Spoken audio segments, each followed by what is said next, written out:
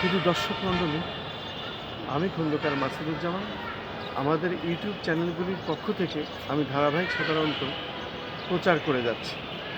আমাদের পেশাগত দায়িত্ব পালন করার পাশাপাশি আমার 2টা অনলাইন পোর্টাল আছে এবং 11টি ইউটিউব চ্যানেল।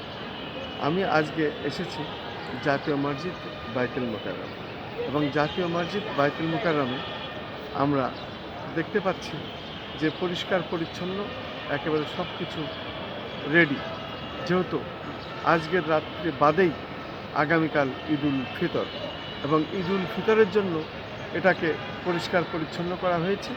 পাশাপাশি রাজধানী ঢাকায় বিভিন্ন জায়গায় ঈদের জামাত হয়, তার মধ্যে জাতীয় মসজিদ বাইতুল মুকাররম এটি অন্যতম, যেহেতু এখানে পর্যায়ক্রমে 5-6টা জামাত হয়। আর এখানে ঈদের জামাত পড়ার জন্য প্রায় লক্ষাধিক লোকের নামাজ পড়ার ব্যবস্থা আছে।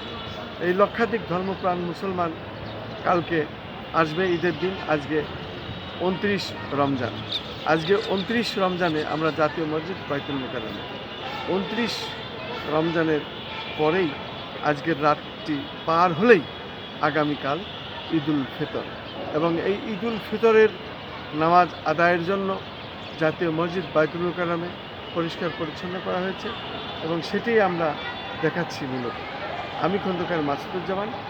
আমরা সারা বিশ্বের সমস্ত মুসলমানদের ঈদুল ফিতরের শুভেচ্ছা জানাচ্ছি এবং ঈদ মুবারক জানাচ্ছি। ঈদের শুভেচ্ছা, ঈদের আনন্দ সারা বিশ্বের সমস্ত মুসলিম ভাই বোনেরা ভাগ করে নেবেন, ভাগাভাগি করে নেবেন।